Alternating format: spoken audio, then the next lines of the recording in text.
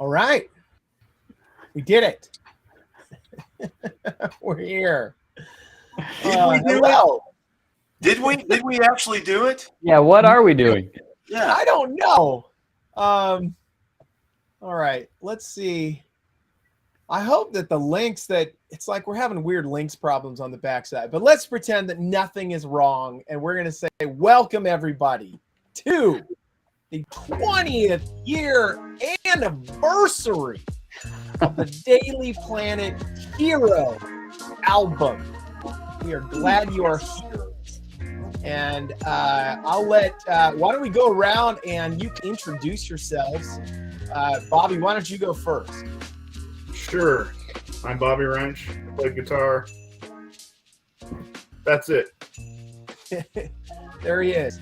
Bobby Wrench, electric guitar. Seth, you go. Seth Davis here, bass my pool. What's up? There he is. Seth Davis. Danny. Danny Lund here from Seattle, Washington, drummer.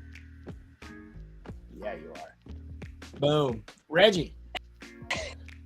Reggie Ham, producer, which means I did nothing except sit there and act like I knew what I was doing.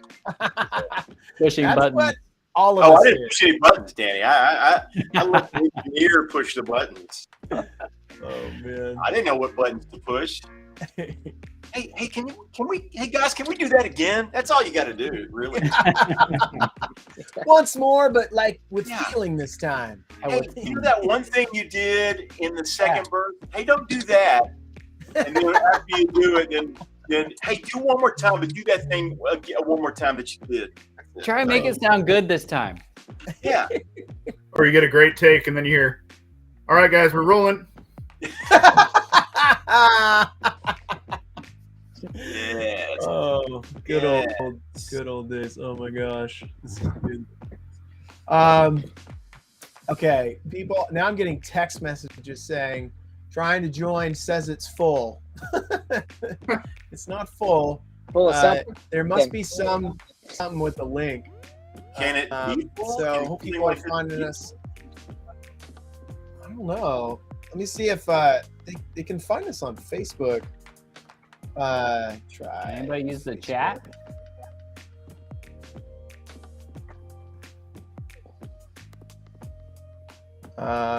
Let's see. Are we in the chat?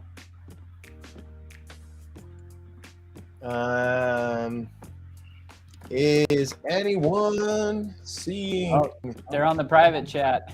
All right. Uh-oh. Andrew's come through. Here we go. Oh Yeah, boy. so I think we promoted the admin link. Yeah, I don't know why it gave me that link. It gave me. Oh, Karen says it says we are backstage. You are Karen. Welcome to the backstage. Oh, we got Royster says it's up in the YouTube world, so we got something happening there. Hi, Royster. Roy Wright. What? Okay, well, my Go family's on Dodgers. backstage. That's great. Oh Yeah, man. I don't think it's playing on mine at all. But hey, you know what? If you're going to record this, Jesse, I'll repost it to my YouTube channel.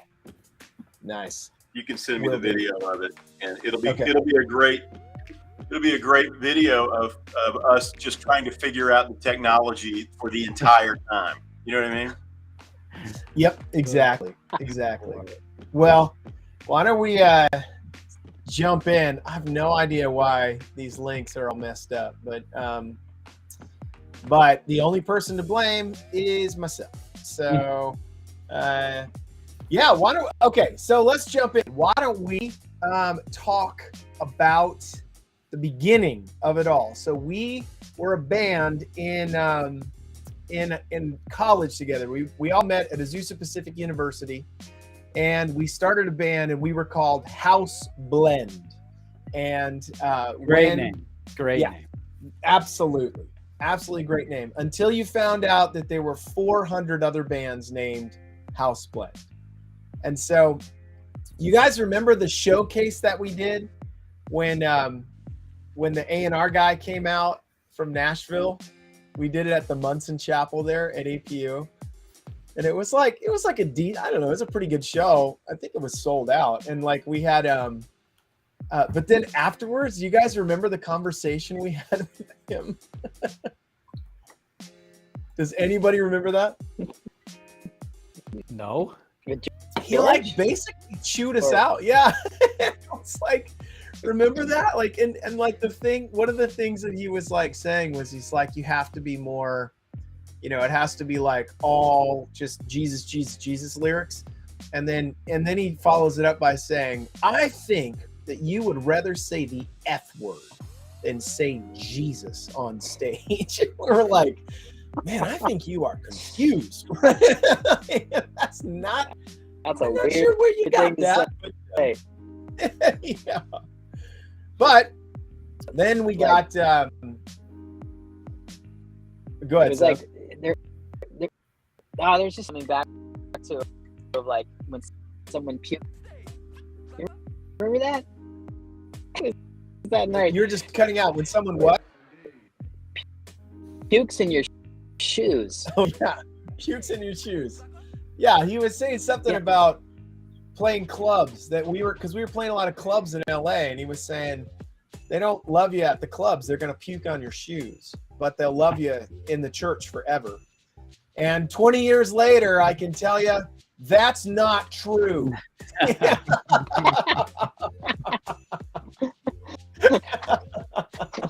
Forever maybe meant something different.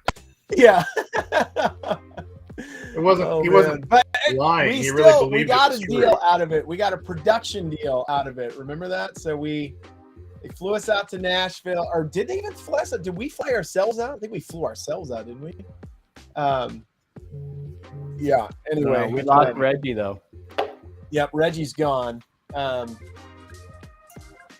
he come back? Oh, he's probably trying to log back in. Hold on. Trying to log back in, but it's full, right? Exactly. I have to remove a couple of guests here.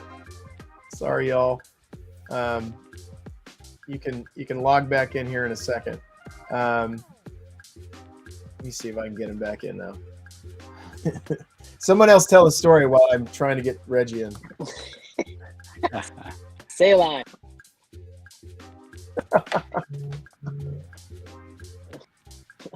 Oh boy. Nothing. No one. Nothing. Nothing. I can't remember that long ago. That was a long time ago. Well, this is going to be a really dumb, 3.5 hours then if we can't remember anything. We don't want to talk about the recording when Reddy's not here. Yeah, exactly. Where'd he go? Nope, still not here. Hold on.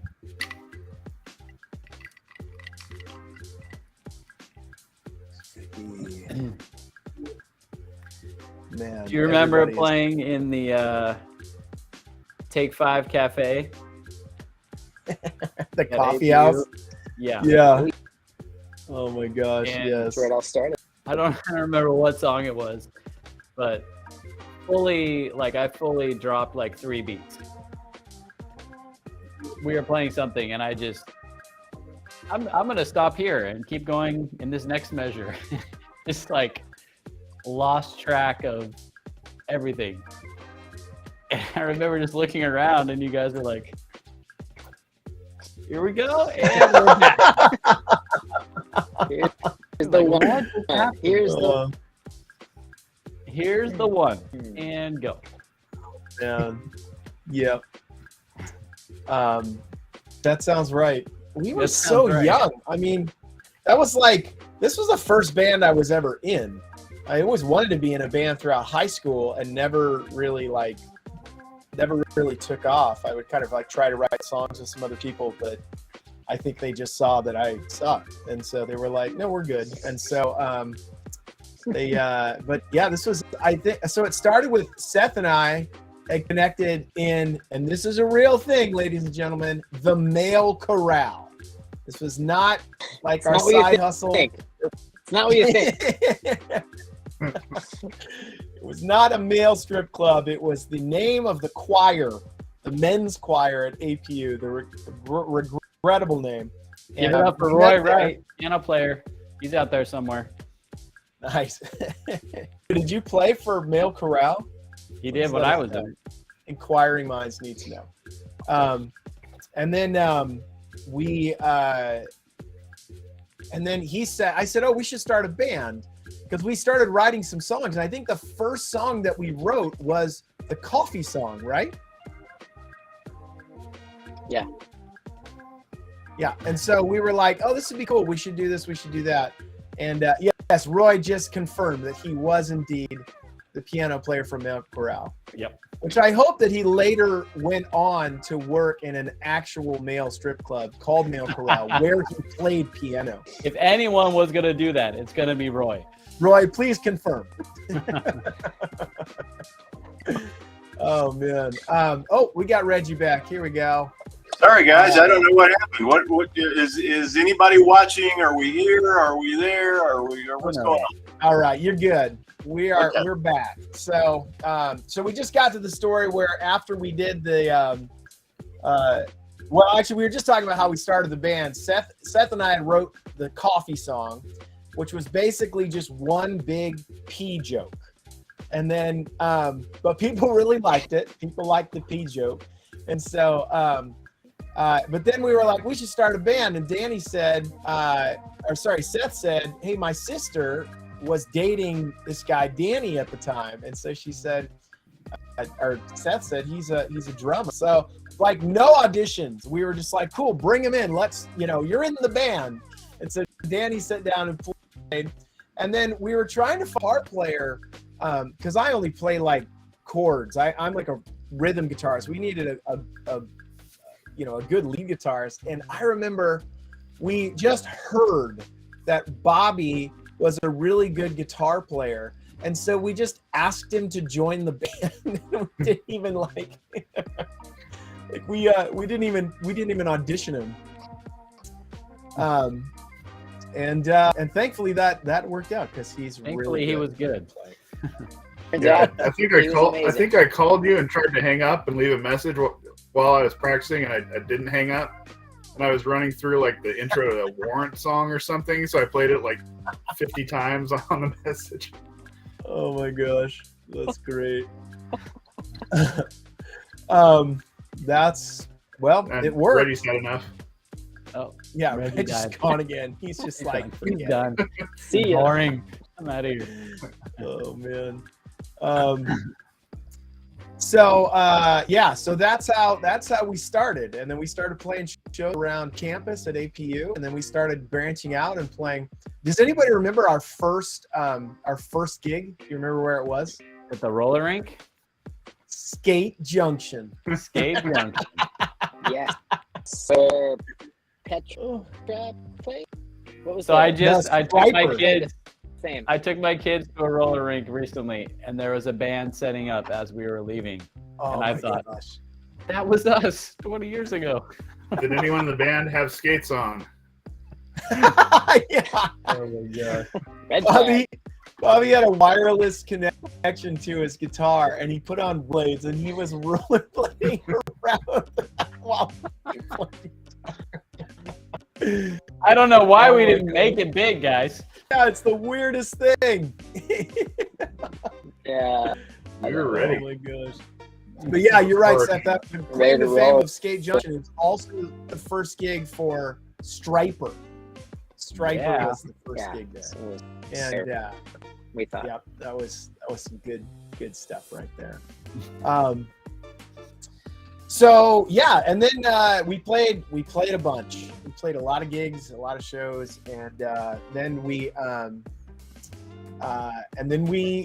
kind of got discovered. Like, remember that band Jake was playing at APU, and they needed an opener, and so we played. We opened up for Jake, which was like three brothers, right? And I think they were all very handsome. I don't remember them playing their instruments particularly well, but I do remember that they looked good playing them. Much So- better looking than us. Yeah. Yes, exactly. Brothers Um, vibe. Yeah. Yeah, 100% less roller skating, though, I'll tell you that. Seth, do you remember? I think it was with you. We were in Seattle. You came to visit, and we were sitting there having coffee or something in Queen Anne, and this dude runs by with kind of an afro, and it was one of the Jake brothers. Yeah. Vaguely, yeah. Do you remember that? And we were both like, "Is that?" Wait, And one of them lives up that here. one of the Jake brothers? Wouldn't Yeah, doubt it. we ran into him. Were you with me, Danny? We ran him at the High Dive in Seattle, a club here. We were like seeing a band. Yeah, I might have been And there. he was there. We were like, it was Marty. We're like, are you? Yes, Marty. That's right. Yeah. Marty, if you're out there, Yep. cheers. Oh man. So anyway, yeah, we played a bunch. We opened for Jake. We kind of got discovered by somebody that was a manager. And so he went back to Nashville. He started kind of, pitching our stuff around and got somebody interested from Reunion Records. And so they came out to LA and saw us play at APU. And that was where, we thought we had a pretty good gig. And afterwards we felt like maybe he didn't like it, but then they signed us to a production deal. So we moved out to Nashville, which is so asinine when you say it now. But we literally moved like to the middle of America on a production deal. And what a production deal is basically like it's an audition. They're like, here, we'll pay for a few songs and see if you suck. And if you don't, we might sign you to a full record deal. And if you do suck, we will not sign you to a full record deal. And so It's just a formality. yeah, Let's move, guys. Let's do it. We were getting all moving so trucks. desperate for something new, I think. Yeah. This is our shot. Chance. Oh my gosh. So yeah, that's where we met Reggie. And Reggie, well, I'll let you tell, Reggie, we were the last band you produced. Is that right? You were the last full record I produced in the Christian music industry. I'm so sorry, Reggie. I did some sides for you David down. Bell and some. Oh no, that's not true. I did Brothers Keeper 2004. So you were almost, but Almost. Oh my gosh. well, the last record I did before I kind of struck out as an artist and did all that stuff. I have such fond memories of that record because I was simultaneously to making you guys' record, I was making my record, and it was just a lot of fun. Honestly, there's a lot of real good music swirling around, and I'll tell you guys a story you don't know. George Keane came to me and said, "Hey, I know you don't want to do this anymore, but before you leave, I want you to produce this band." And I'm like, "George, no bands, dude. I'm no band." He goes, "No, you're gonna like these guys, I promise." And he played me 6-string Rocketeer, and I was like, "Okay, there's a songwriter there. I can tell you that. There's And so then I met you, Jesse, and you were such a song geek. And I'm such a song geek, and I was like, now this actually might be fun. Here's the part you guys don't know. Reunion, I paid for your first, the first third of your record without your deal being signed. Reunion didn't pay for the production sides. I paid for them just on the promise that they were going to pick you up. So I enjoyed you guys so much, and I felt so good about it. I was like, man, let them set up my studio, and I'll pay for the engineer, and I'll just take care of the costs until you guys get the deal worked out. And so I don't think I got paid for the record till like much later into the process. But the good news was, we weren't burning a lot of money. It was out there at my studio, and Jordan Richter was the engineer, and he wasn't costing a ton of money, and so. It was not that big a deal, but I felt really good. But one of the things that I liked about you guys, I was thinking about this today. You guys had that absolutely we're in kind of camaraderie, which is what all bands need, and that's, you just described it. Hey, we've got a kind of a production deal. Should we go to Nashville? Oh, 100% we should. We're all going. You know what I mean? Hey, that carried all the way to the end, Jesse. Hey, should I jump off these amplifiers? Hell yeah, you should jump off those. Yes. Oh, it was 100% all or nothing, man. All or That's nothing. what it has to be, man. Bands don't work unless it's that, you know? Oh my gosh. Well, I would say two things. One is that's super touching. I did not know that. That's incredible. And thank you for that. That's like such a huge, I mean, your own money. You never spend your own money on, this stuff. So that's I will amazing. say I would not do it now. And I will say the second thing is I feel a lot less dumb for moving across the country for a production deal when I know that you must feel really dumb for paying for this crap with your own money. So it's like, Guys, in the pantheon of stupid things I've done in my life, this does not even like get in the front door. So no, I feel like it's money well spent. I really thought you guys were special, and I mean, I still think that's still a great record. I mean, I still play some of these tracks for people, and they're like, man, that could work today. I'll tell you what couldn't work is that cover. You guys would get seriously canceled for that cover. Oh my gosh. I know. Oh my gosh. We were actually, before we went on, we were talking about how we're kind of like glad that the internet was in its infancy when this album came out, because that way there's just so little blackmail that's actually on the internet still. Yeah. Because oh my gosh, we were just like, I mean, we were getting canceled before that was a thing by the church. I think we got kicked out of 5 churches when we were playing. Is that correct, guys? Do I have that number correct? At least. I don't know. Who kept track? They did not enjoy secular music. So anytime we played a cover of a secular song, man, we were in trouble. And or 20 songs in 5 minutes. That's right. Yeah, I'm pretty sure we got kicked out of Germany or Denmark too, one of those countries. Yeah, it was country pretty much. In That's Germany. rock and roll, my friends. That's rock and roll. Well, actually, the irony is we got kicked out because we were not rock and roll enough. Because they put us on a festival in Germany that was like, wasn't it like outside of that metal festival? Yeah, it was like hardcore. Yes, yeah. Like we went on after Bloodgood or something like that. And we got, yeah, that's right. Yeah. And I mean, and they got up and it was like full on Cookie Monster vocals and like, and then they're like, and I just remember the only introduction that we would get when we went, especially when we went over to Europe, was all they would say is, ladies and gentlemen, from America, Daily Planet. That was all they had. We're like, yeah, that's true. We are from America. And then, and then we kicked in. And I mean, I have never seen, it was like an absolutely packed, like it was it wasn't an arena, but it was a huge like arena type thing. And that place emptied out so fast. And we cut our set short and the guy was giving us the kill sign and we were like, okay, all done. And then they came to you and said, you have to leave the country, right? Like Yes. you can't. You are not Get in safe. the van, go. You got to leave the ground.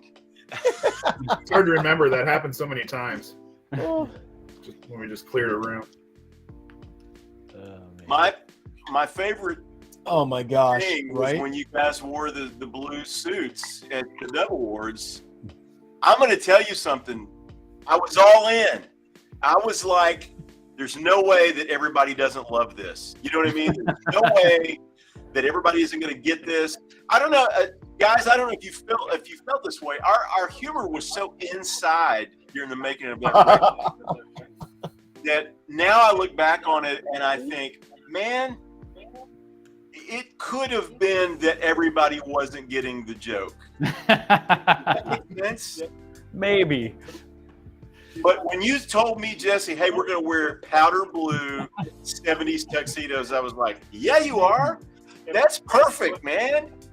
That's going to be, you're going to stand out. Everybody's going to love it. And then somehow it didn't quite play that way, right? Toby Mac and Audio Adrenaline loved it. They were standing up. There you go. Yep. I We had love a that few- somehow that was offensive, wearing a powder Yeah. blue tuxedo. I sat next to Pat Boone all night at the Dove Awards, and he thought it was the funniest thing ever. Right. Which Yeah, that had to Toby be- Mac and Pat Boone. Those two guys are hip, man. They get it, right? Oh my gosh. That was like such a surreal moment where we're sitting there and I'm literally just sitting right next to the tannest, whitest teeth, you know. He was a super nice guy, by the way. But oh my gosh, such a funny yeah, because we were nominated for Best New Artist, Best Rock Song, and then the coveted Best CD Packaging Dove Award. So I know I like to say we're 3-time Dove nominated, but really we had nothing to do with the packaging. So, but actually, Reggie, you and I got nominated for another Dove a few years later, didn't we? We did. Yeah, for the Love Is a Cross thing when Russ Lee did, or not Russ Lee, it was Was it anyway. Russ Taff? Yeah, Russ Taft. There it is. Yeah, Russ Taft did it. That was nominated for a Dove? Yeah. Do they still have the Doves? I don't even know if they still have them. Every once in a while, I'll see on Facebook people posting that they just won a Dove Award, and I'm like, I thought they stopped having those like in the early 2000s. I don't know. I don't know what's going on, with the kids these days. I don't know. One more thing we put a stop to. Yeah, they're right. Oh man, I just remember at that point we were pretty done because we had played a couple of tours. One was a pretty good tour and one was a really bad tour.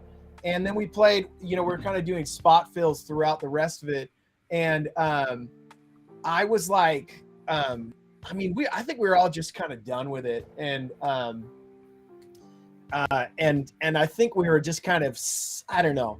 We kind of saw, you know, through the thin veneer of like the Christian music industry that it's, you know, it's truly a business, you know, and I think we kind of went in with, you know, thinking it was more than that. And so we just kind of felt like, you know what, let's go out and just, you know, do something different at the Dove Awards. And even in the, I got chewed out by the producer after our sound check. Do you guys remember that? Because they were like, the guys before us were some gospel, super cheesy, you know, and they were singing some like, you know, Jesus ties the shoestrings of my heart or something, you know, garbage like that. And but it was super like, that was my favorite song back then. Yes. yeah, Reggie wrote that one. And they were like, Possible. It's very possible.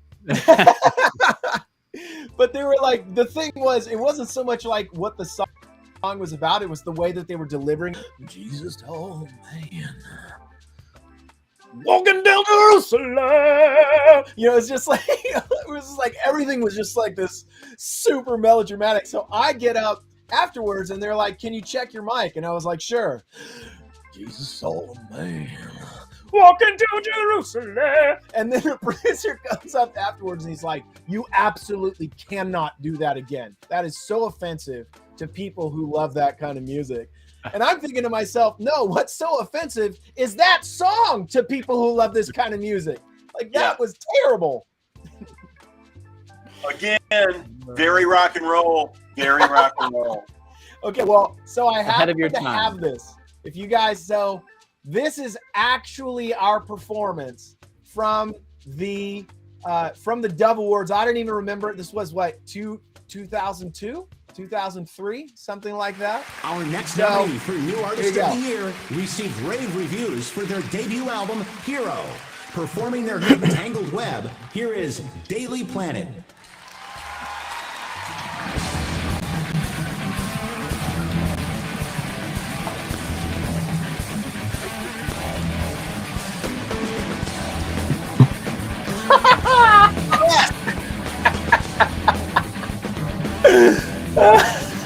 TikTok, the clock ticks to zero. Right now, the world needs a hero. Maybe asking, but I got voices in my head. Oh, they're talking about I didn't realize you wore the top hat. Yes. Oh yeah. like a man, but That might have been what put it over the top. Oh, This is pre Johnny Depp, Willy Wonka, by the way. oh my god.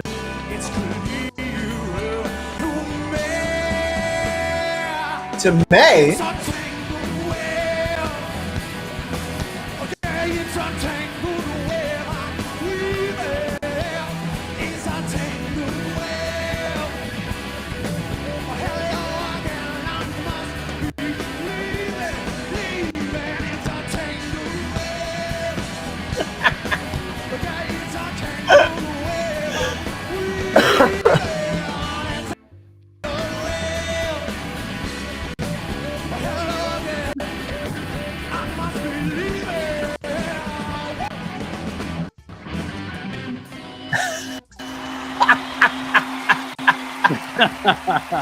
Man, that's, you guys were about 15 years ahead of your time, man. You know what I mean?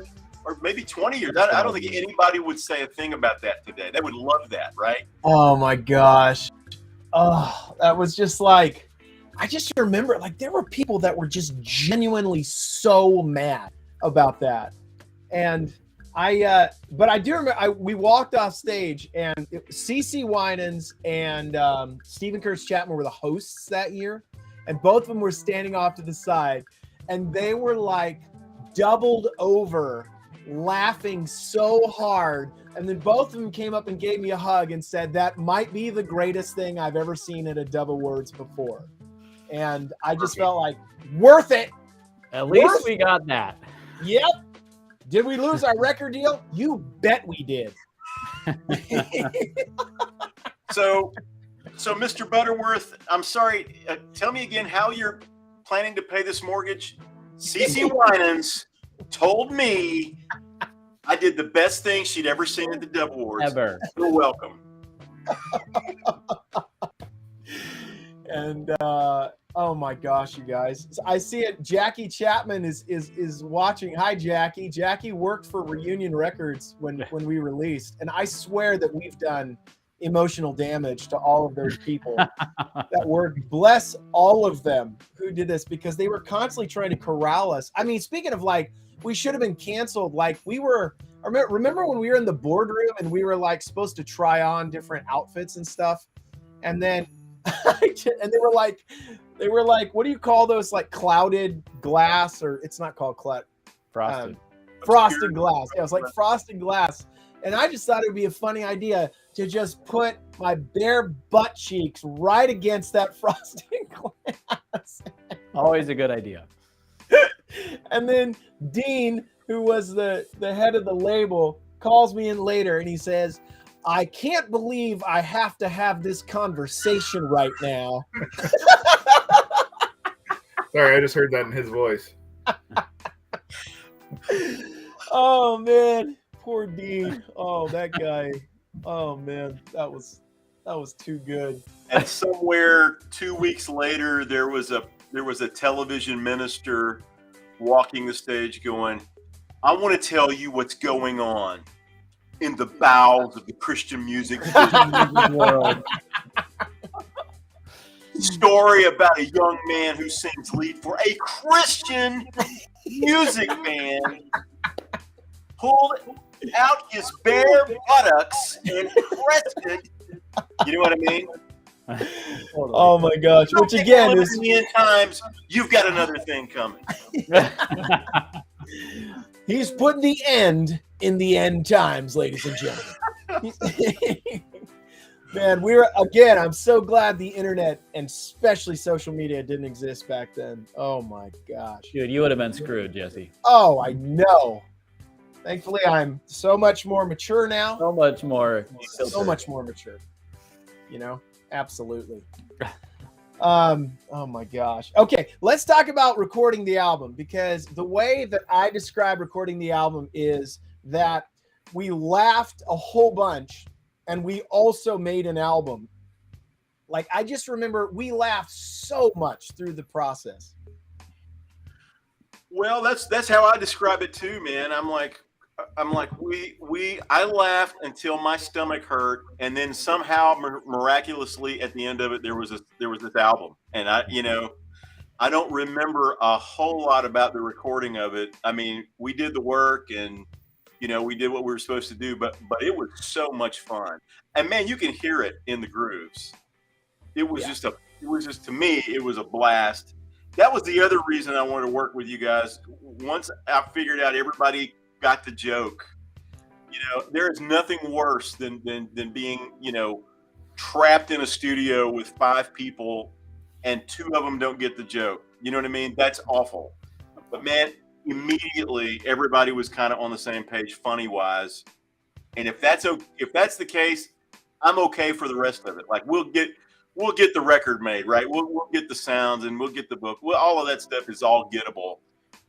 But man, chemistry and just kind of everybody sort of being on the same page, that's really hard to find sometimes. Yeah. I 100% agree. I mean, we had so much fun. And I think too, like, it's funny because I was trying to think of like why we had fun, what was funny about it.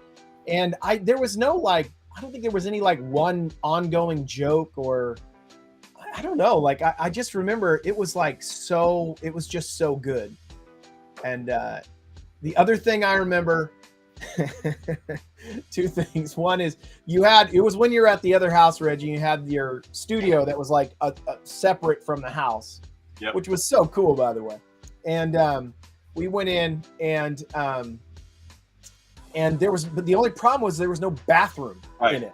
Right. And you had to go to the house to go to the bathroom. Exactly. But we could figure out, being boys, we could go out into the woods and take care of, but there's other things that we could not take care of there. And so we'd have to go into your house and your poor, lovely, amazing wife. Yeah. We would just be like, so sorry. And she knew as soon as we opened the door, oh, you're here to poop, aren't you? I was like, yes, that's why we're here.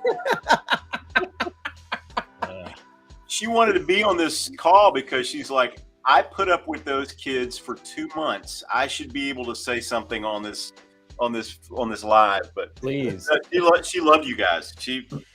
We had people out there before that she wasn't so fond of. In fact, I got a phone call from her one time. She was pulling into the driveway, and I'm not going to tell you. The studio was being used but I wasn't actually working on the record. It was somebody else using the studio, and this is what.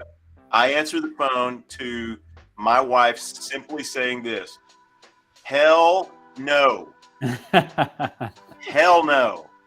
And I was like, what? She goes, whatever's happening at the studio, I want it to stop. I want it done. I want these people out of my, So, but she loved you guys. She loved every one of you. She's like, oh, man, those guys were so, and she loved you, the wives, I think everybody was married except Danny, right? Am I right about that at the time?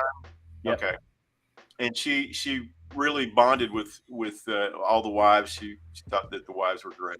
Oh no! Have we lost our fearless leader? Who? Jesse. Is he gone? I think he is. Blink if you can hear us. Oh no! Oh, he's There he is. There we go. Yeah. Sorry, it's like you just said hell no, and then it froze, and I was like, oh no! So I missed it. What does it say? Yeah, no, that was what. So I'm just relaying a story that my wife had problems with some people who had worked at the studio, but she loved all you guys. She thought you guys were really cool. So. Man, I'm such a huge fan of your wife, and yeah, she was great, and she was so gracious to us too during that whole thing. So that was so fun, though. I mean, we had because it was the first time we were in like a real big boy studio. I mean, we've been in other studios, mostly like I don't know, like other kind of product studios, home studios. This felt like we're in like a real proper studio, and we just had so much fun. And it also was really fun too because it was so fun. I think we were able to you can actually hear, like you said, Reggie, you can hear the grooves. You can hear in the album, like we were enjoying each other. That we were, Jess, you are I mean, I cutting think in and that's out. definitely We are barely hearing you. Like, So, I mean, but I think we know what you're trying to say. And Hey, by the way, just as an aside, I didn't know you guys sang "Tangled Web" on the dubs. For some reason I thought you sang the hit, 5 or not 5, but "Flying Blind." We were so sick of that song. Yeah, I'm sure. Yeah, that's the problem with having a hit. You got to play Yeah, it. For the rest gotta of your keep life. playing it. Yep. yeah. But yeah, All right, is that any better? yes, Yep. Yeah. yes. Okay, sweet. Yeah. Oh my gosh. Yeah, I think we were, and I think the reason why we played Tangled Web is because that's the song we got nominated for, even though it tanked on the charts. We had a #1 song with Flying Blind, but they were like, "Nah, let's do the song nobody really knows. That's the one we should do." So, Well, you that's know, what we did. Jesse. So you and I wrote that for the Spider-Man movie. A lot of people don't know that they were putting the first Spider-Man movie out with Tobey Maguire. They hadn't done a Spider-Man. This is the first one in like 2003 or something. We got inside information through the label that there was going to be a Spider-Man movie. You guys were all about like superheroes and all of that kind of thing. We were naming the record Hero, and so you and I wrote that specifically for the Spider-Man movie. That's why we did that outro, right? That da da da da. I mean, I remember Bobby working on all those, figuring those chords out and those tones and all that. I do remember cutting that because it was so specific.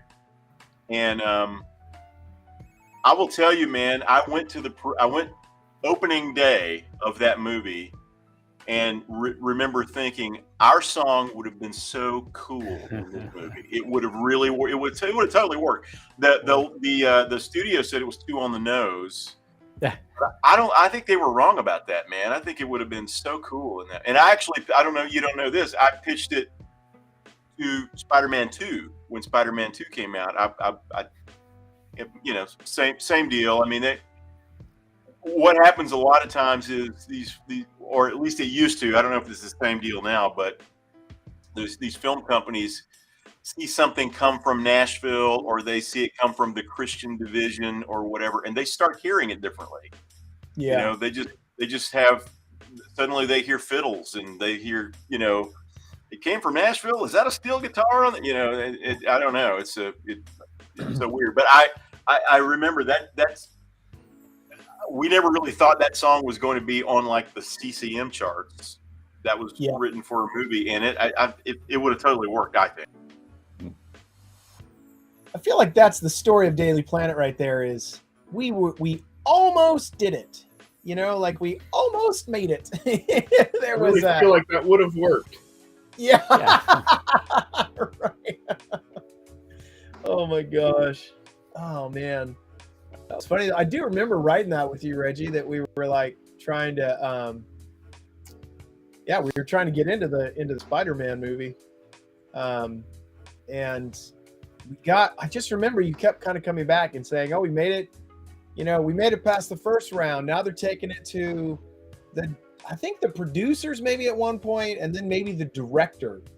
And I can't remember how, but it just kept kind of making it further and further and further. And we made it into the last round, and then they said, "Yeah, it's 2 on the head." And we're like, "Of course it is." So, I mean, what are you gonna do? So, but good on Nickelback, who they chose. They chose Nickelback to be featured in that movie. So, the beloved Nickelback. Oh my gosh. Yeah. Seth, what about 5? That was what songs on the album? That was always a fun one to play and sing because it was really like you had to really know the words of a tongue twister. But talk about that one.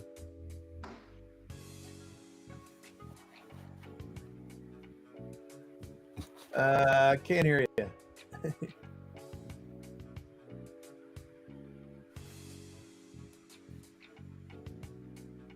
Is anyone else hearing Seth? Nope. Okay. You're gone.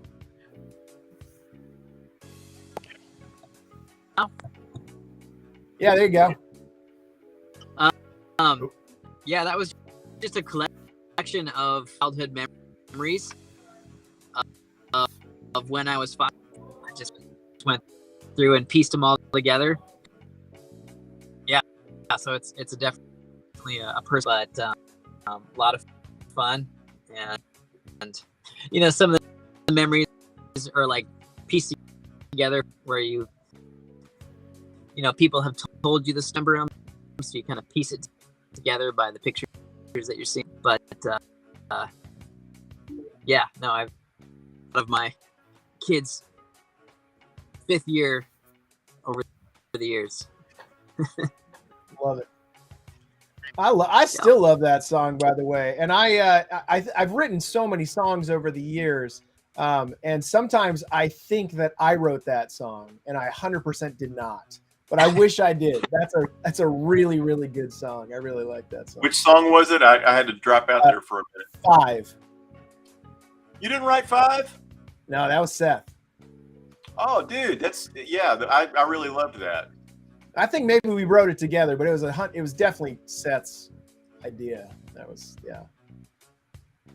Well, Really it was the songwriting was so stellar, and that was all I really cared about was the songwriting, and then, you know, I mean, you guys understood, like we can get what we need to get. It's about having these songs, and we need a voice that delivers it. Jesse, obviously, you had that killer voice, and it just all worked to me. What are you saying? Past tense? You had that killer voice? I mean, there was a period of time where you really had a great voice. You know what I mean? Man, it was sometimes it's just catching lightning in a bottle, but there was a couple of months there, Jesse, when you really could nail a vocal. Oh, if only you knew how true that was. Oh my gosh. Oh. No, man. First of all, and let me say, I know we're talking about Daily Planet, the hero record, but I love all the gold I've struck. That record's fantastic too, by the way, for everybody out there who are Jesse Butterworth fans. Pick that up. That's great. Yeah, thanks, man. That was a lot of fun too. Yeah. I don't think I laughed as hard though, as when we were making this album. That was oh man, it's good memories there. Yeah, the other thing I remember, Bobby just dropped off. He'll pop back on here in a second. Well, actually, I'll just wait for Bobby to hop back on because it's worth waiting. Let me ask you a question while we're waiting on Bobby and Danny to pop back in.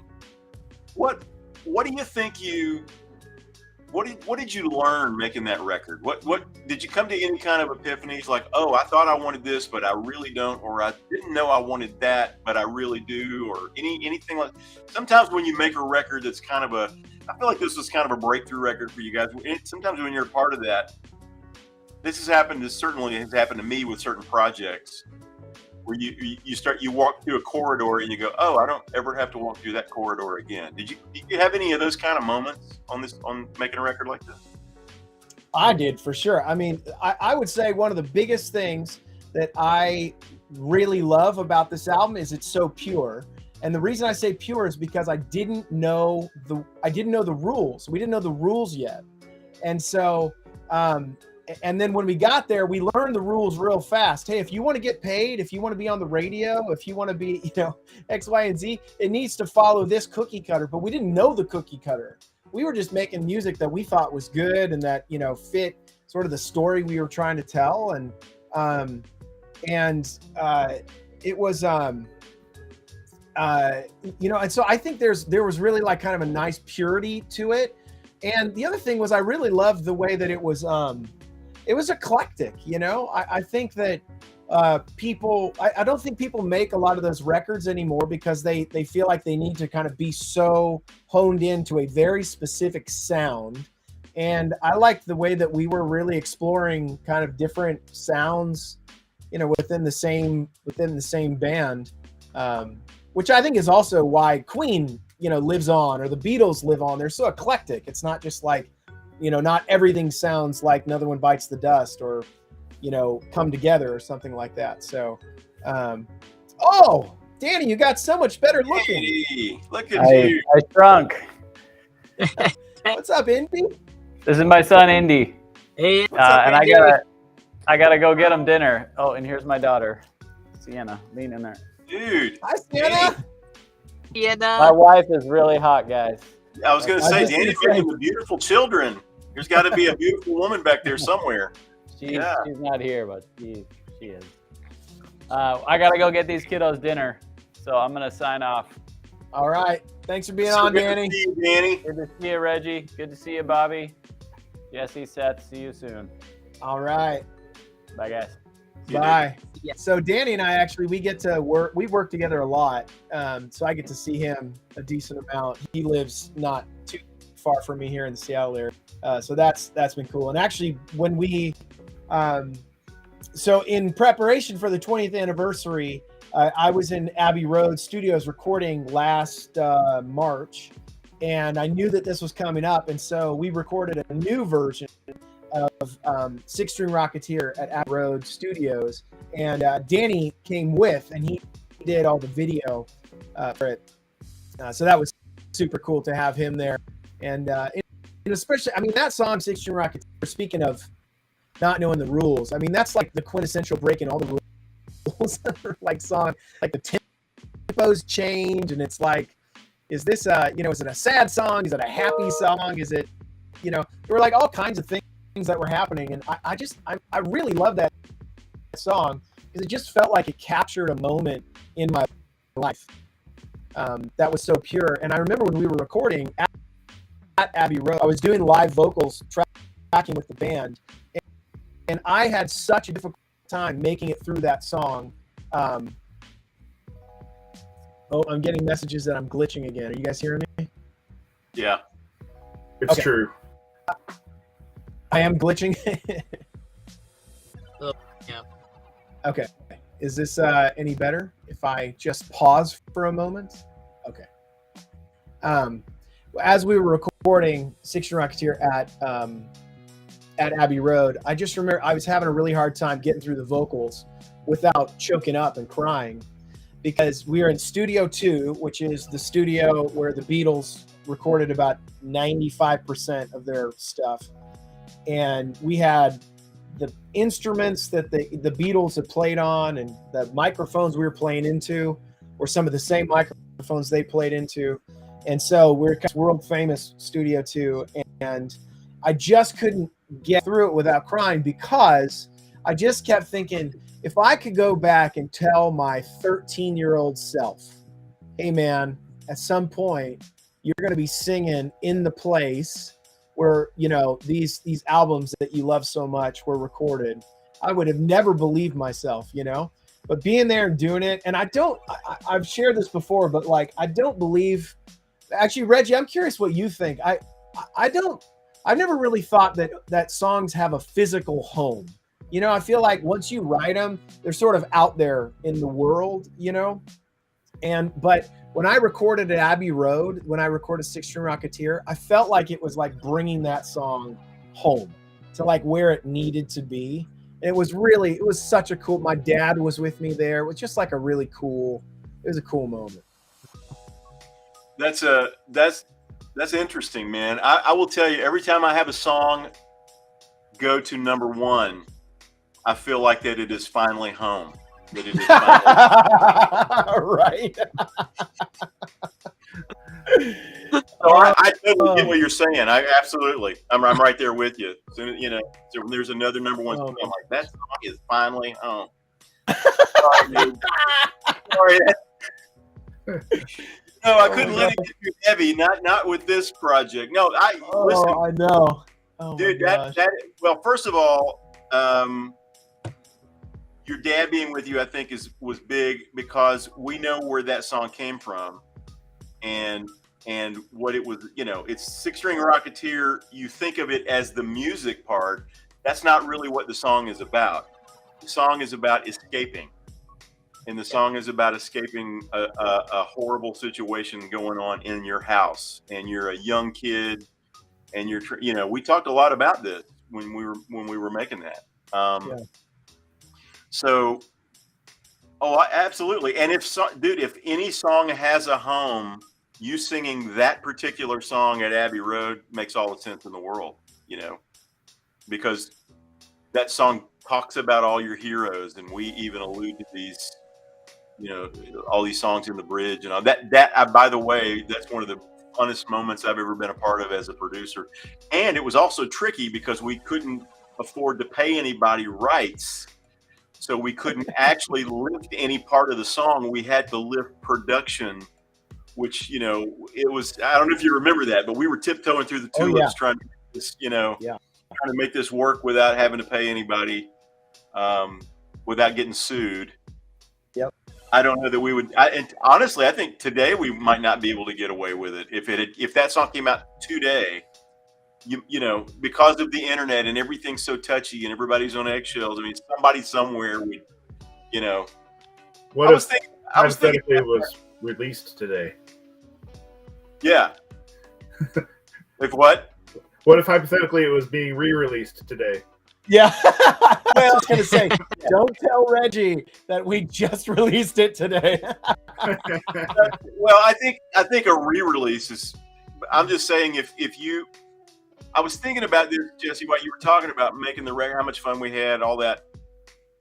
There was a time when we made records. I came from this world. You guys came up through it. When you're in the studio and you made a record as if nobody was ever going to hear it, right? You know what I mean? It was like, we know people are going to hear it, but we're making this really, to make our art the way we want to make it and all that. And nobody may hear it or whatever. There's this weird kind of insular quality to it. These days, there are cameras going while you're making records. People are hearing it while it's happening. It's being commented on. That guitar part's getting commented on while it's being Facebook Live, while it's being TikTok. While you're cutting that vocal, you got people like, hey, you're flat there. I mean, it's a very weird environment to make records in now.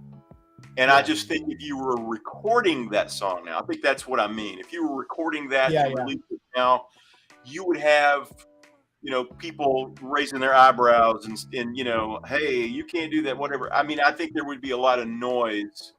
I think there would be a lot of noise for it, but I think you'd also have some noise, about that piece of it. But re-releasing something that, that you did 20 years ago, I think it's fine. Even a recut of it, I think it's fine. Yeah. Well, it freaking better be, Reggie.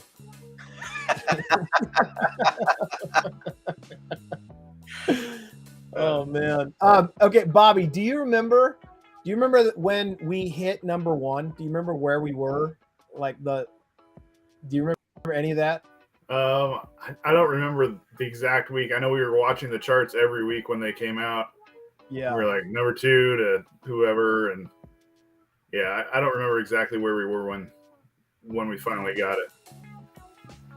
I think I remember we were in Chicago, and we were like, it was like so cool to see, because again, we were like I think we got up to number 3 with a bullet, and what a bullet means is like going up and climbing, and so we were in Chicago, and Chicago was so good to us as far as radio went. They played, all of the stations there played us a lot, and I remember that was also the first time that we had heard ourselves on the radio, because Nashville wouldn't play it, which is pretty typical that at that time that it was very difficult to get on Nashville Christian radio and everybody lived there. But Chicago was great because they were playing us, and we were in the car. And I remember the guy was listening to the station, and it came on, and it was just like that scene from That Thing You Do, where we got up, we were like, oh my gosh, that's us on the radio. And we're like, the guys hung, we're like talking to the people, in traffic. And that was fun. And then, it was like, I think it was that, did the charts come out on Friday? Is that right? Maybe it was Monday. I don't remember. Whatever day it came out on, they said, hey, we just hit number 1. And I remember we were in a hotel room, and we got a phone call, and like on a landline. It's just like, oh my gosh, this is so cool. It's just like this feeling being on the top of the world. And that summer was really fun. That we were doing the publicity tour and we had a number one.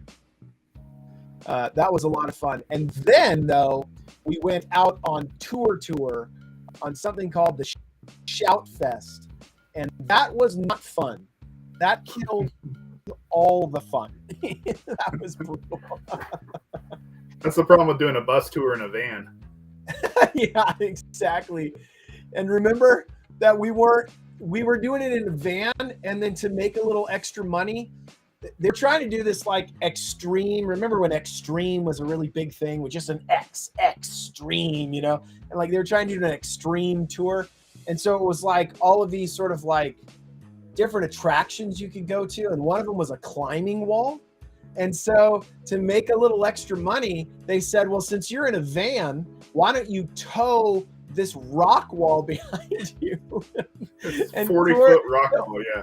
40 feet. And so, so we were towing that thing across the country, and we were having to like stop and fill up like every hour and a half. Oh yeah. And we had like random concessions in the van, like big bags of popcorn and stuff stuffed in the van, so there was no room actually for us. I've never heard this, and it's the greatest thing I've ever heard in my life. And we were like, we got pretty good. We were like basically driving a semi because we had like a 15-passenger van and a 40-foot rock wall. And we like almost died several times with that thing. Did you break even when you factored the extra gas you were spending? Did you even break even? You know what I mean? I don't think so. That depends on if you count what the label paid for us to be on it. Yeah, exactly. Oh my gosh, that's awesome. That is literally the best. That's the greatest thing. I'm gonna tell that story to people who want to get in the music business. I'm just gonna say I don't know a story that better epitomizes what it's like to be on tour than that. Like, so you want to be a rock star, eh? Well, and definitely Christian music, because it's like, okay, so you got a number one song. However, Yeah. how do you feel about rock walls? You know what I mean? Also, you go on at 3 p.m. Yeah. You open for the juggler.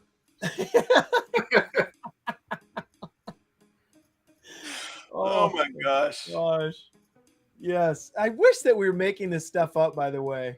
It was just like so not. Oh man. Yeah. Apparently, okay, so I'm getting texts that we're getting chats from people that are not showing up here for some reason. It's So, connected to YouTube. I think there may be people commenting there. yeah, I see the YouTube ones and I see some of the Facebook ones, but maybe it's through another Facebook. Oh, here we go.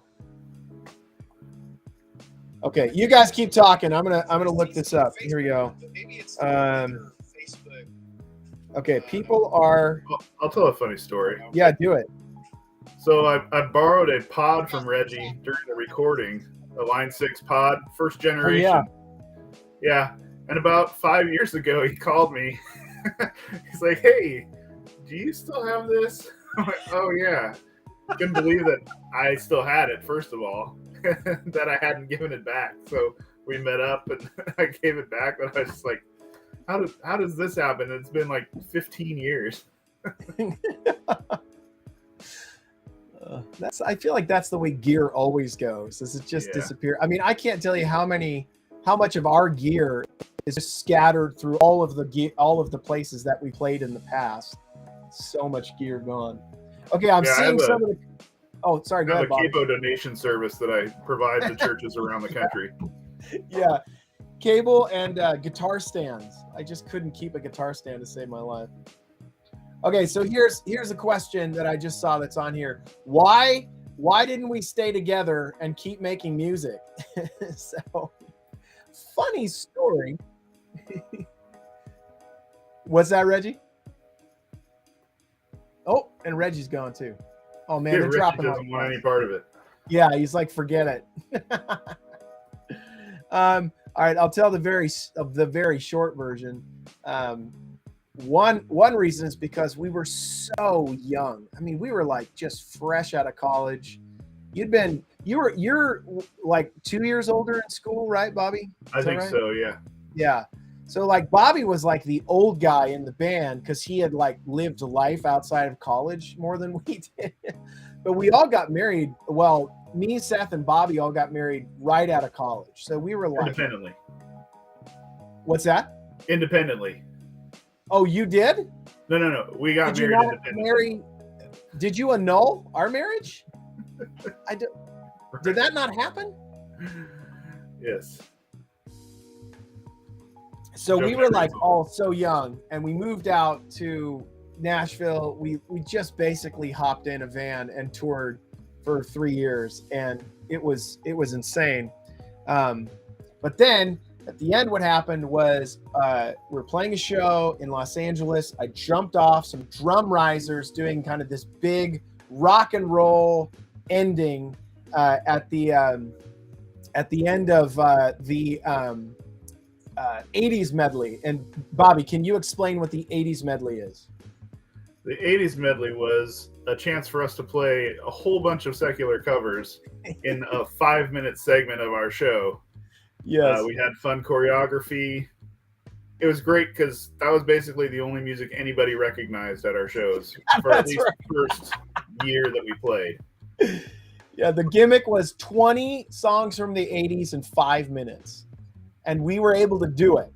And people either loved it or they chased us out of churches. And one time we got literally the guy was walking down the aisle giving us the kill sign. And so we said, hey, we're going to take a quick break because we didn't know what was going on. And then the guy comes off and he said, you have to get out right now.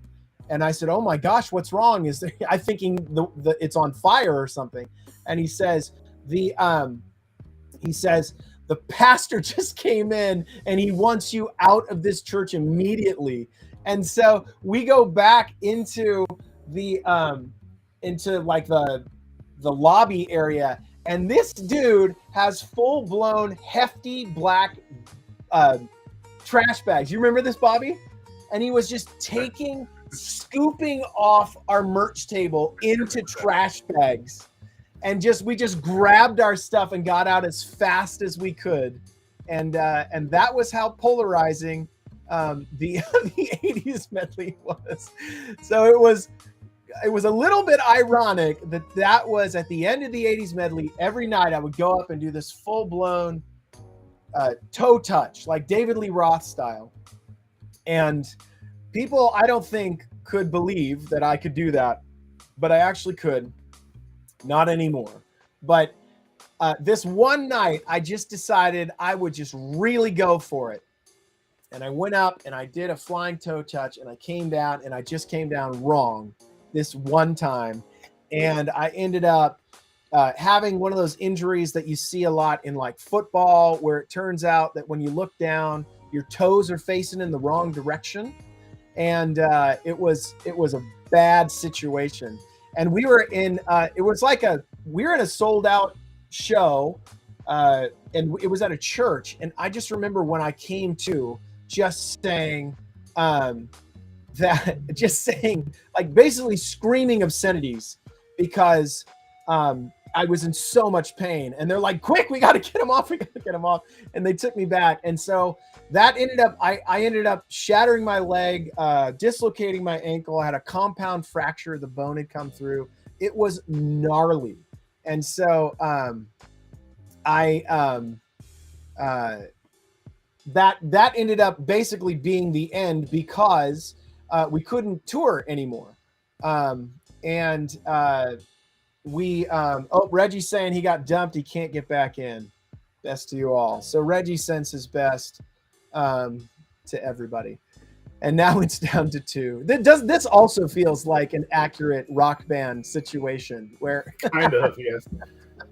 you start with a bunch and then you get down to a little. But Anyway, yeah, I broke my leg, and then that ended up being the end because we couldn't tour anymore, and that was our only source of income at that point. And so everybody just had to kind of go out and find other jobs. And so I remember Seth ended up going and playing bass with Matthew West for a while. And then Danny was a server for a bit. I mean, I was like completely laid up. I couldn't do anything. It was crazy. So, and then, I think by that point, Joy that fall, I think. What's I that? I played with Joy. I think I played with Joy that fall. Oh, yeah. And then, I don't remember after that. Yeah, I think we all were just trying to figure out anything that we could. And then, and then it just kind of, I think we were kind of we sort of felt done, you know. I think we felt kind of done with the Christian music industry, just as far as, you know, seeing so many of those, you know, the church responses, and just like realizing that we're like trying to do what we love, and it also apparently made a lot of people very angry. So I think there was a lot to it. There were a lot of layers. We were tired, you know. We played on the road for 3 years, and I just really can't emphasize enough how young we were. We didn't know how to do, you know, we barely knew how to do life. We didn't know how to like do conflict very well. We didn't know how to do. That's the thing about being in the band, is that you're on.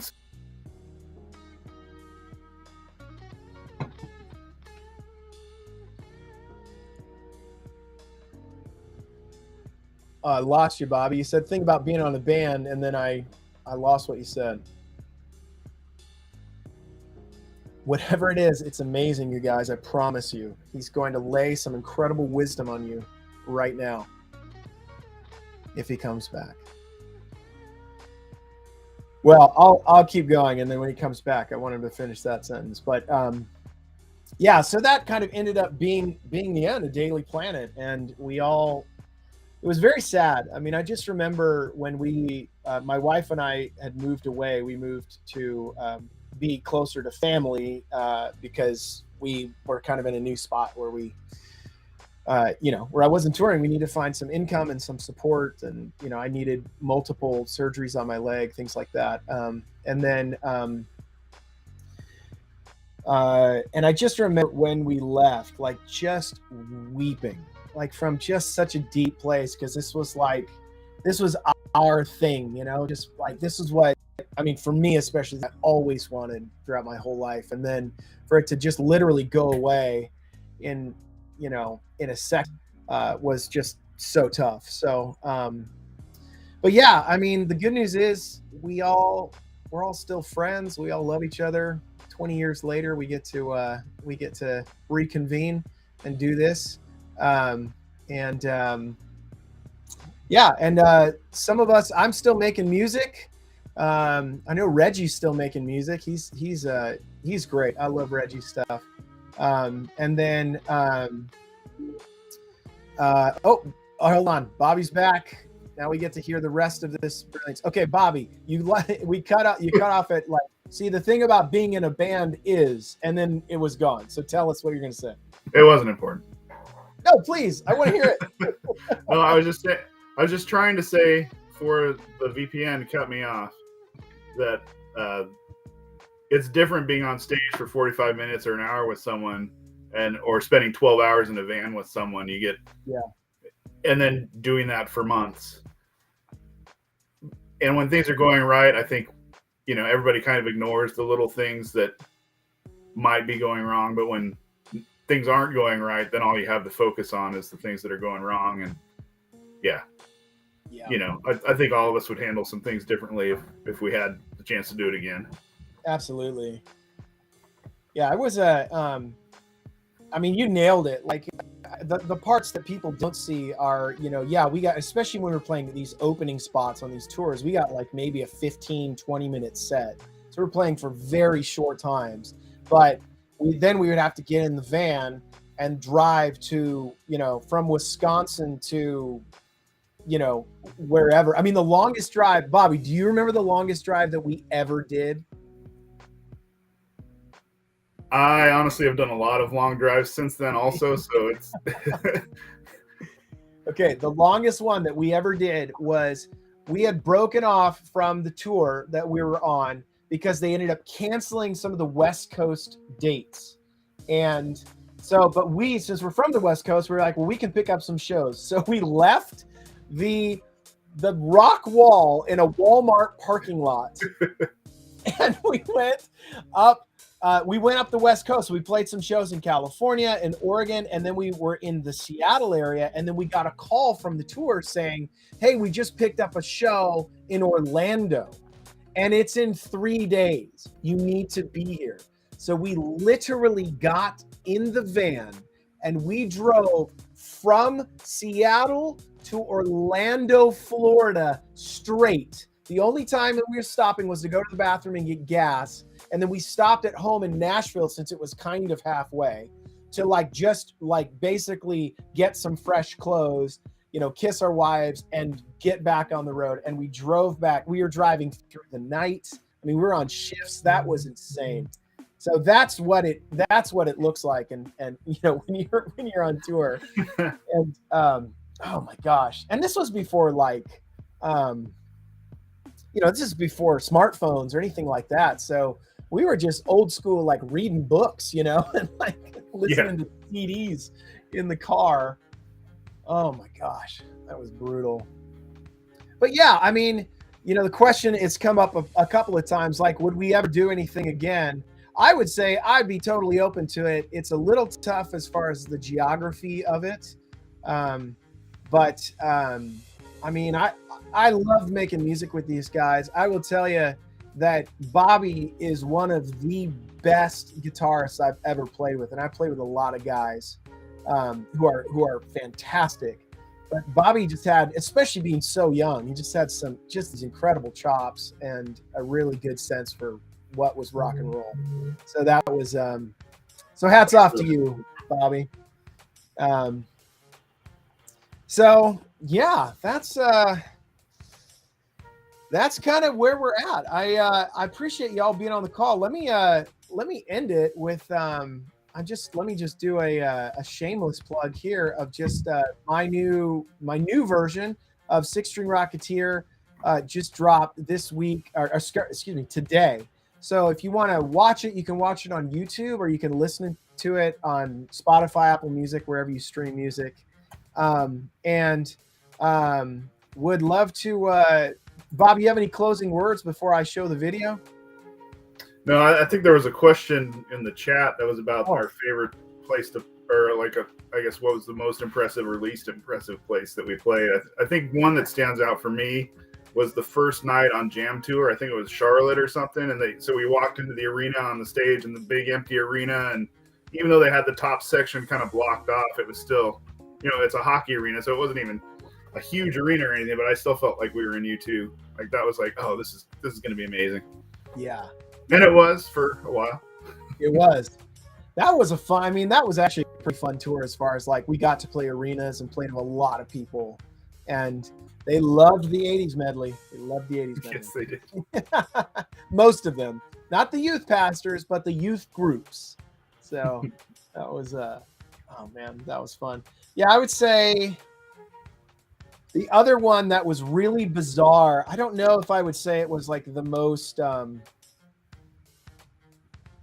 impressive, but it was more sort of bizarre, was we played a festival in Dallas maybe area. That was the biggest Christian music festival in the world. And we got up and played to over 150,000 people there, which we heard that and we thought, this is going to be the greatest thing we've ever done. And it was really odd because number one, it was so hot. It was in the summer. And when you looked out, all you saw was a sea of umbrellas. You couldn't even see faces. And occasionally you'd see a hand kind of pop up, or it was just this really surreal, I think people are out there, so we'll keep going. And the first 20 rows or something were VIP seating for the later show, so there's nobody there. Nobody was there. They were all they were all beyond where you could actually see them. Yep. That was the one where we took a bus back. Remember, the crew didn't want their their bus, so they took our van back, and we took their bus back to Nashville, really? and it was like the worst bus driver in the world, and that's why Oh they my all wanted gosh, to yes. Oh, dude. We couldn't sleep because we kept hearing him go over to Yeah. the Rumble bar on the freeway and Yeah. kept like kind of waking up like, Really? oh my gosh, this is it. We're gonna die. Like, yeah, we're on a bus. This will be awesome. And it was awful. Much like, Oh, that was brutal. Okay, Andrea wants to know what songs were so controversial in the 80s medley. Well, it started with the extremely controversial song Eye of the Tiger. And then it went into, I think we did the riff for Walk This Way, and we just sang the chorus, which is walk this way, talk this way, walk this way. We did a little bit of What I Like About You. Gosh, what are some of the other songs? I can't even remember. I mean, they were like so tame, so tame. yeah. I think Faith was in there. Take On Yeah. Me was in there. Oh, Take On Me, yeah. Yep. Can't It remember the was rest. just all of the things. Yeah. Jackie says the weird things we did to make a living 20 years ago. Ain't that the truth? Oh my gosh. Thinking we were living the dream. That was too good. Yes, such scandalous songs. It really was. I mean, just scandal followed us everywhere. It was incredible. Yeah, man. I don't know. To be honest, I mean, there was a lot of, it was such a roller coaster. A lot of really cool highs, a lot of really low lows, but I still think back on that time really fondly. And, I'm really glad that I got to do it with Bobby and Seth and Danny, and making that album with Reggie was that was some of the most fun I've ever had making music. Yeah. So thanks for being there, Bobby. Appreciate it, man. Yeah. Thanks for setting it up. Yeah. Well, let me close out by showing you the new version recorded at Abbey Road. And if you want to see more of these, let us know. Drop it in the chat. We could talk all day long. We could talk about all kinds of things. So thanks for being a part of this. Again, you can listen to the song on Spotify or anywhere streaming, or you can go back and watch it on YouTube. But here it comes.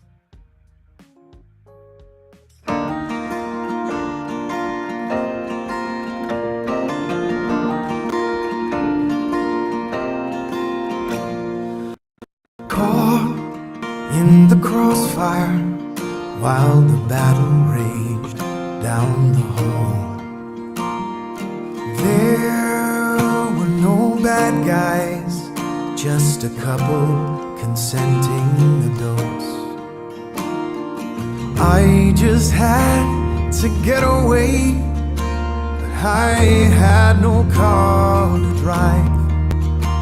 So my body stayed inside my room as I slipped into my mind. I'm going out where no one can find me. There's music in the air and my spirit is free. I'm blasting off with a strum on my six-string Rocketeer. Well, my getaway car is this beat-up guitar, and I'm off to that place where I find my escape.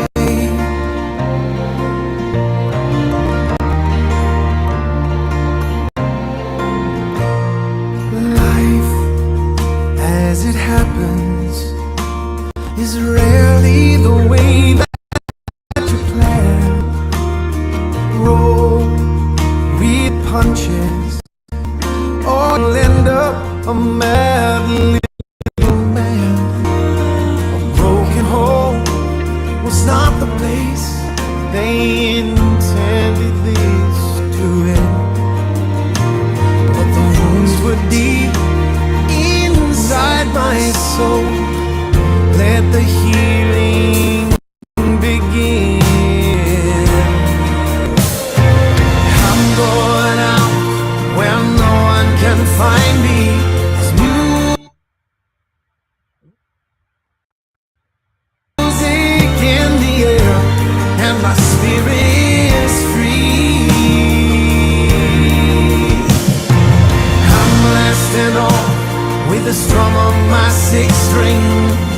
six-string rocketeer.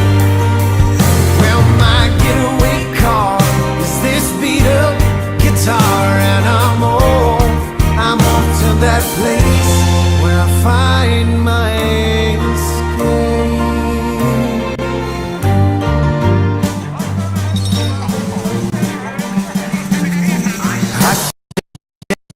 From Commander-in-Chief with Sergeant Pepper in military motif. We'll walk off the ship and I nod with a grin at my friends Major Tom and Mudslide Slim.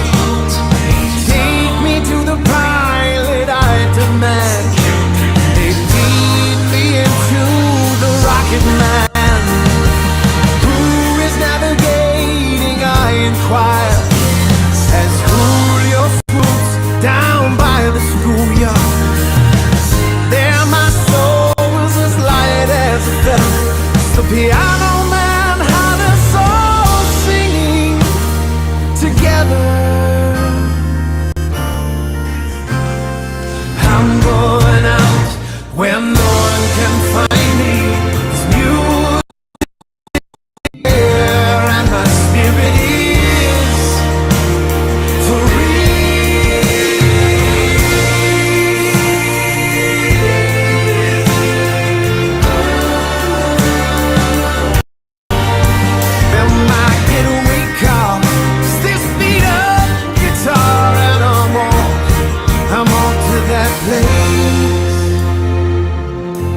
where I find my escape.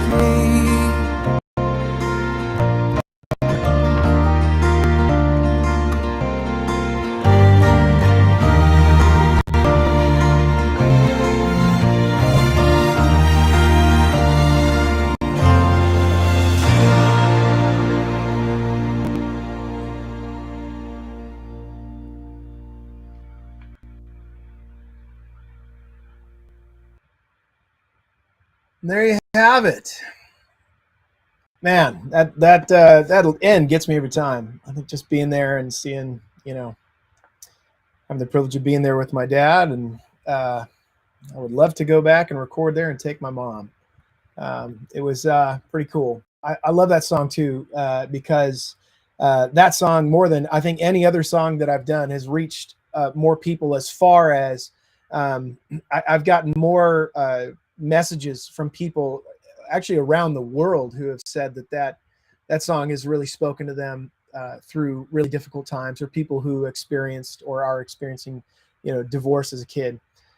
So I'm very grateful that something that I wrote a long time ago about something that I was going through has still, is still reaching people and helping people. So on that note, I would just like to say thank you to all of you who tuned in and stuck with us. And thanks for letting us just reminisce and tell stories. The first time, by the way, in about 20 years, well, probably 17 years, that we've all been together in sort of one conversation. So this was so fun. I love all those guys.